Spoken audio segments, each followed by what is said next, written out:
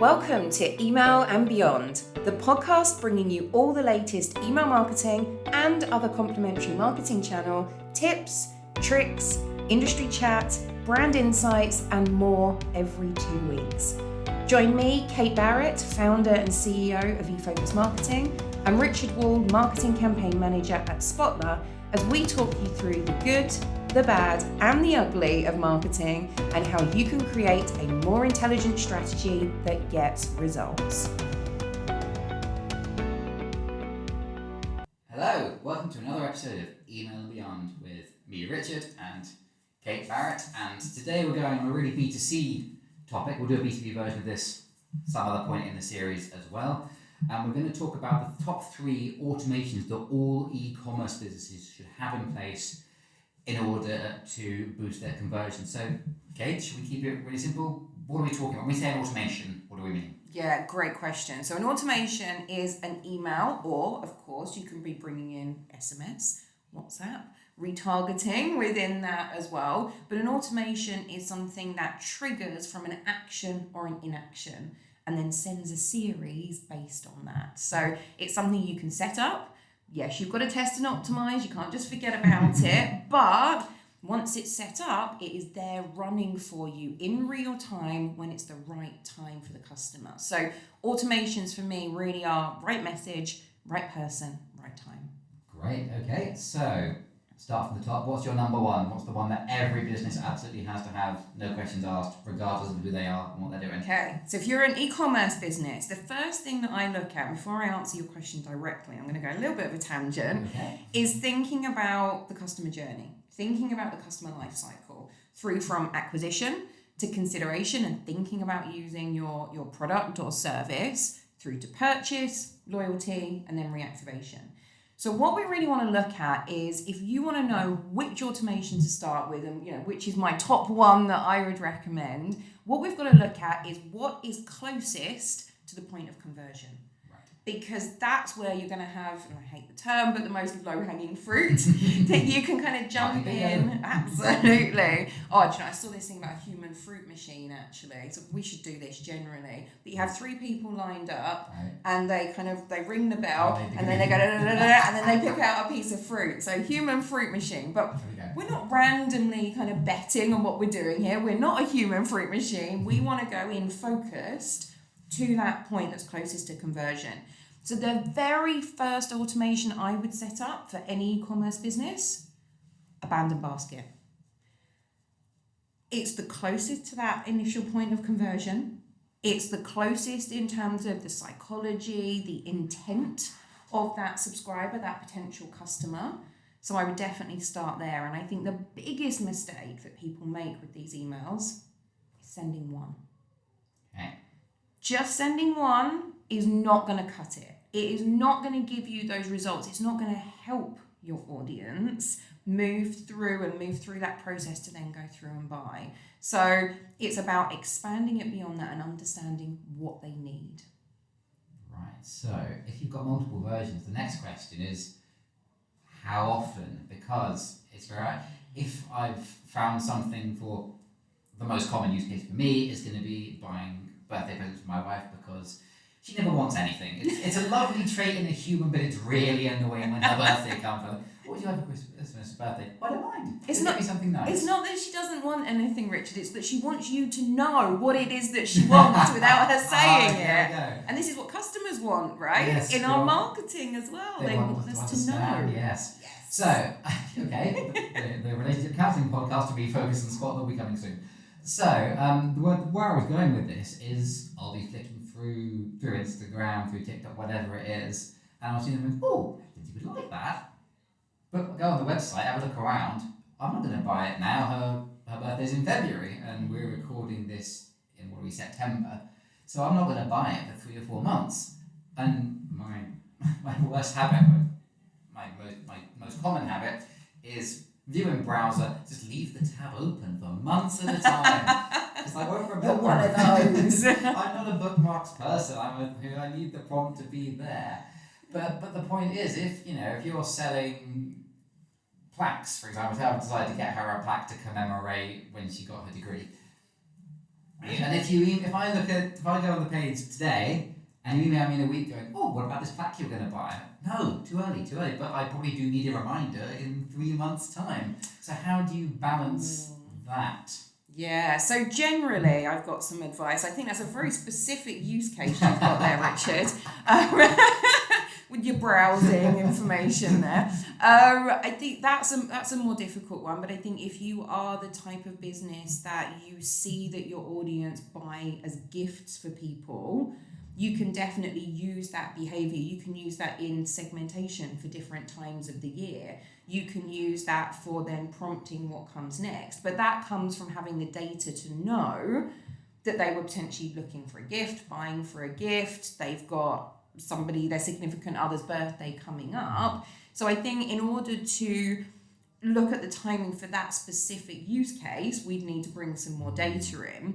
If we think about abandoned basket generally, and when people aren't doing it 6 months in advance, and it's something that they might want, now that they're looking for, which would be in most instances, what we need to be thinking about is kind of 3 different time frames with it. So the first is on the day that they abandon their basket.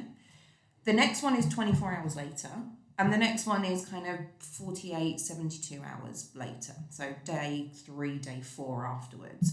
Now, what we really need to think about this is the difference in mindset between day 1 and day 4. Because, like you said, people are browsing, they're having a little look. They may have found something that they think, oh, okay, and they've added it to the basket, which has given us the trigger for this campaign. But obviously, most common reasons are they've got distracted, they've had to go and pick up the kids from school, they've been, going out for dinner, whatever it is, and then haven't made the purchase. But in general, that's not the reason why people don't make the purchase. That's probably a very small percentage of people that fall under that. What it usually is, and look at this for your business, go and speak to your customer services teams, go and speak to other teams within your business and find out the reasons for your business. But it could be that the checkout process, there was something wrong with it, something that didn't make sense. Maybe it was too long, maybe it was too difficult to complete. Maybe it was that they were surprised by the postage cost that came up. They weren't ready for that. Maybe it's just they weren't quite ready to buy and they were still in research mode, still hadn't found quite what they wanted. Maybe they're doing price comparisons and they've gone elsewhere to then look at those prices.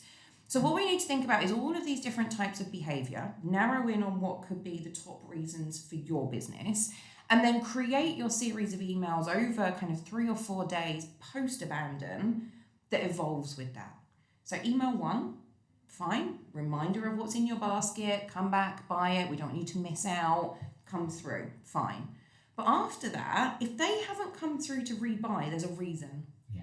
There's a reason they haven't. Do they need more help? Do they need some reassurance with some social proof, some testimonials or reviews in those emails? And once they get to kind of 3 or 4 days beyond, they may have gone and found the perfect product for them elsewhere. Sacrilege, I know. But that's okay. And again, we can then evolve that messaging. So instead of just repeating, you've left this in your basket, come back. You've left this in your basket, come back, which doesn't help, evolve that messaging. You may also like these products. Give them that associated upsell, cross-sell kind of element to drive them through. You haven't bought this, but you might like this. So with the abandoned carts, I think that is the core, is understanding your audience, understanding what they need, what their challenges are at that moment, and again, right message, right person, right time. There we go. So that's the closest point to conversion, right? So if we're going for the top 3 that you might want to put in place in terms of automations for e-commerce, we're then thinking back through that. What is the next closest point of conversion? So shall I jump in and give you my second one as well? Go for it, on a roll. I'm on a roll. So the next one back from abandoned cart is abandoned browse. So here you need technology in place that allows you to track who of your subscribers is coming onto your website and what pages they're going on. Now, depending on what pages they're going on, we've got a few options here. We can use this fantastic information because it's telling us what people want right now, what they're looking for. We can use this for segmentation and personalisation in our normal campaigns to give us that interest data, but we can also trigger an abandoned browse series. So if they're on your FAQs page, if they've gone into a certain category but then haven't gone on to add items to their basket and buy, we can follow up that behaviour with additional helpful information. So if they've gone on to FAQs, they've obviously got questions. Maybe they don't quite trust the payment process and need to be reassured. Maybe they're not sure on what the delivery process is for your products. Start to think about that type of content. If they go to a specific category and don't go on to buy a product, help them explore that category. Give them the inspiration, surface some of those products that they may not have necessarily found. Help them, inspire them, get them to that point where they can then come through to conversion. I was thinking while I was listening to you answer that, I was thinking of a retailer of mine where I put some shoes in a basket and I'd either browse to put them in the basket, I can't remember which exact one it was, but then the follow-up email I got was shirts that also match those shoes, and that's the kind of thing. Really? It's like, look, I like these shoes, but when would I wear them? What would I wear them with? And I go, oh, they look great with a smart collar and jeans. Okay, so slightly casual office day. Boom, I've got a reason to buy it. Yeah, I see that's a really good example, and I suppose that's the classic thing you probably do is an urgency thing, but I don't think that would work. The whole kind of, whenever I see Amazon, weirdly seems to be the point where I was kitting out the studio that we're recording in, and I went to buy the switcher board that lets us connect between the different cameras, and it went, hurry, only 11 in stock. How many people are buying camera switching boards at lunchtime on a Thursday, which is when this was? That just feels very false. And are there other kind of missteps that you see people take too often? Yeah, I think in some cases that does work. It depends. If you're looking at a toilet seat on Amazon, then it says there's only 11 left. You're going to be like, okay, yeah, all right, that's fine. I'll get my toilet seat elsewhere if they sell out. Whereas if you're selling tickets for something, then saying there's only 10 tickets left. I've been doing it recently, and I'm sure all parents do it every year with the Christmas panic to get Santa tickets, right? And you go on and they're like, only one space left, and you're like, no, but I need 3 tickets. It sets me into a panic. It's worse than like Glastonbury or something. So I think in some cases that technique does work, but I think in this case it's more about being helpful and supportive. What do they need next? What are those questions that they're asking? What stops them from going through to make that purchase now, and how can we help? So very similar to like we were saying with abandoned cart, you've got to understand your audience, and this is where, if you want to get really clever with it, layer on more data. What type of customer are they? Is it somebody who's bought from you before versus somebody who's never bought from you before? Because the abandoned browse series or abandoned cart series that you want to send out may differ slightly. Let's say, for example, if it's somebody who's bought before and you know that they always buy at full price, they're not your key audience for sending discounts to. They want something else from you. Whereas somebody who has come in and made their purchases on a discount every single time, they're going to be more price driven. So we can adjust these emails not only based on their behavior and what they're doing on the website at that point to trigger those emails, but the other information that we know about our audiences. Email and Beyond is a Spotler and eFocus marketing production. Spotler is the all-in-one sales and marketing software for small and medium-sized businesses. Our suite of products covers email marketing, website personalization and tracking, social media management, and CRM. If you want to find out more about how our software can drive your success, visit spotler.co.uk/email and beyond. So, possible question, it might be more for the B2B episode, where we're going to look at nurtures as well, but when you're talking about layering on more data, what are the kind of legal implications, also the customer perception?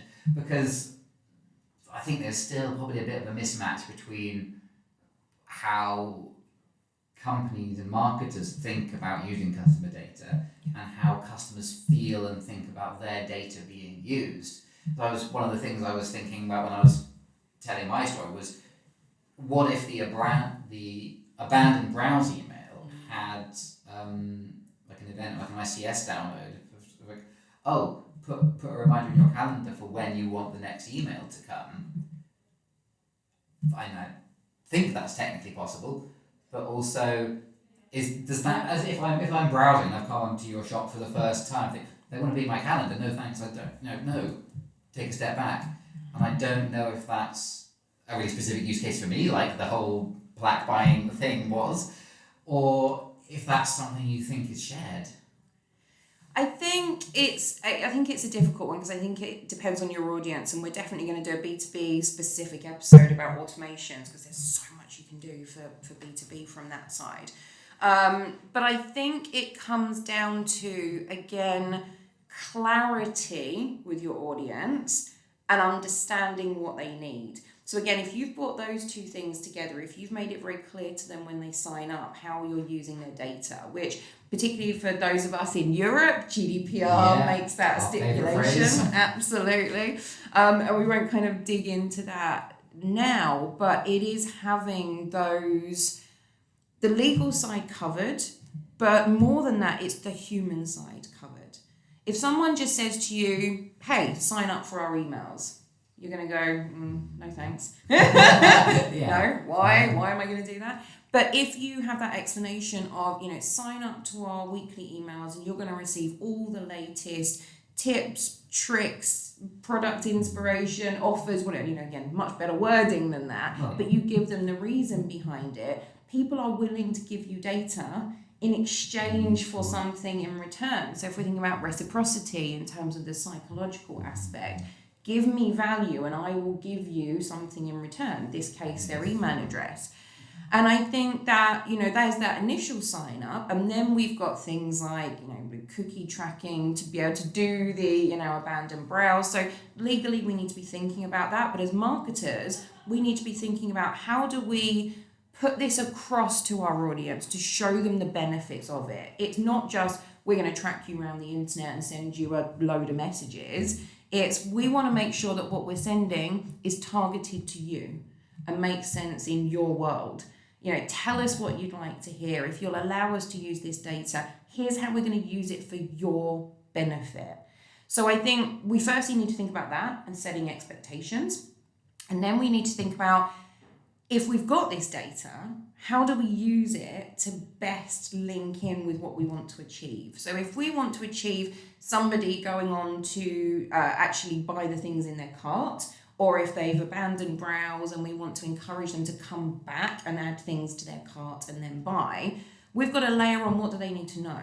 So the difference between a previous customer and someone who's never bought from you before, different messaging that they would need. Someone who's never bought from you before would need reassurance about the buying process, reassurance about the delivery process, what happens and that information. Somebody who's bought from you before, particularly a VIP, who's bought from you a lot of times before, they don't need that. They know you already. Cut that out. Yeah, if they know you already, they've been through the process with you. What they need to know is what's the next step for them? What's the next benefit for them? What's the next thing that's going to help them? So adjusting that content not only based on the timing of the trigger, so abandoned cart, abandoned browse, different types of messaging going out, but the customer it's being delivered to, absolutely critical to get the best results.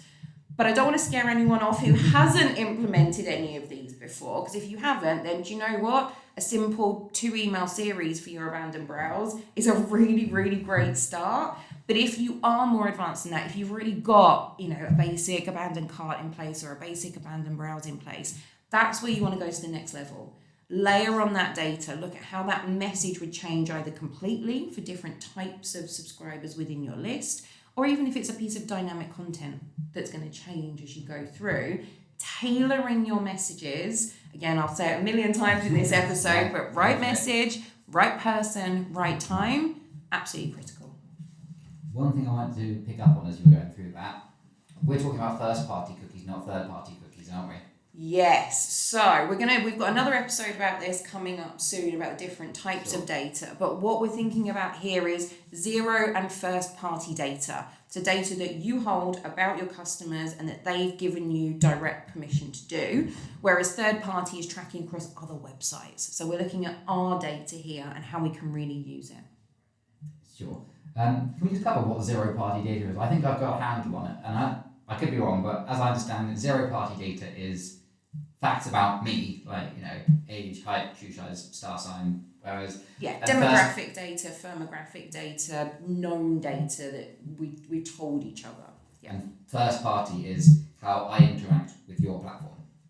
Absolutely. So how you interact on the website, how you interact with the emails that are being sent to you, whether you open them, click them, what you click on, what pages you go onto on the website, and then your purchase data as well, of course, your conversion data. So what you've done with the business.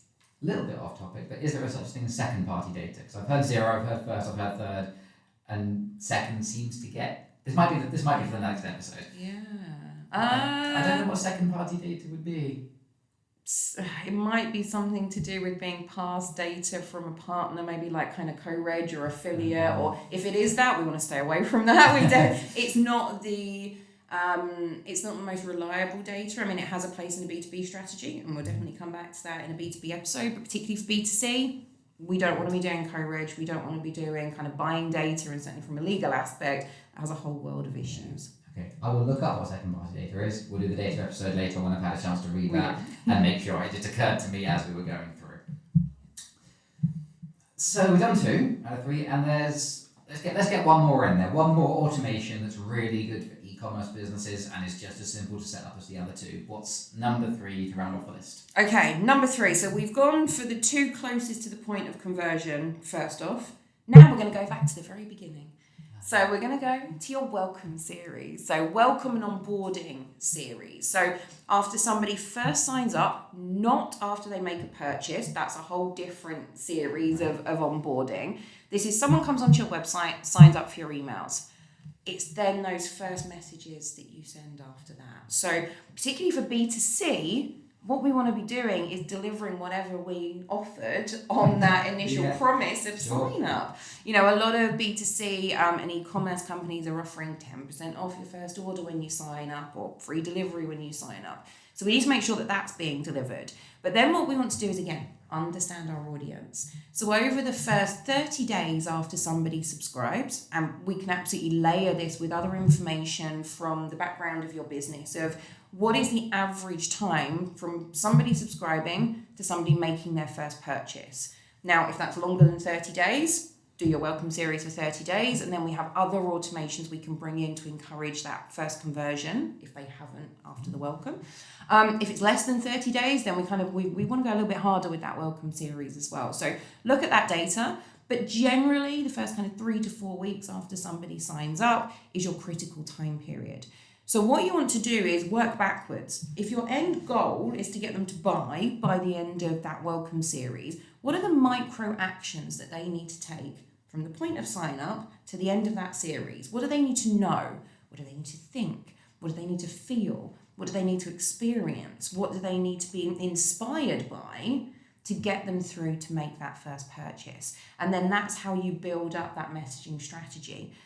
So again, with this, what we're not doing is saying email 1, thank you, leave them with nothing. We do not want to do that. We want to keep them moving through that journey, explore our key categories, explore our best-selling products. And don't forget, we can use all of this as behavioural tracking to then adjust the following messages in the series and make them even more targeted and personalised. So build up that story, build up that messaging, expose them to different areas of your website and how you can help the different types of products that you've got and get them through to that first conversion. All right. Have you got a case study in mind of someone that's done it before that we can point people towards if they need a little bit more of I want to see how it shakes out before I do it? Yeah, definitely. So I'm sure Spotler have got lots on the website, and we'll definitely put some links below. On the eFocus Marketing website, you'll find 2 different case studies about welcome emails, one from Lease Loco and one from non-profit courses. So they're great to have a little look at. And what was the same in both of those cases, fantastic results. We'll try and get some of those clients on to talk about their results. But it was about understanding their audience, understanding what their audience needed, and then providing that in the right way in that series of emails. There we go. So follow-up actions, go read those case studies. Links be down below on YouTube. I'm going to try and put them on a little thing here when you're actually watching this. Visit the website, go and build some issues and test them. Whenever someone says to me, oh, does this work? My first result is, I don't know, let's try it and see. Test it. in this, if you've got a high performing thing already, what's the worst that could happen if you try something new? I think. Definitely. All right. That was another episode of Email and Beyond. We're back in 2 weeks. See you then. See you soon. If you liked this episode, please follow us on YouTube and subscribe through iTunes or wherever you listen to your podcasts.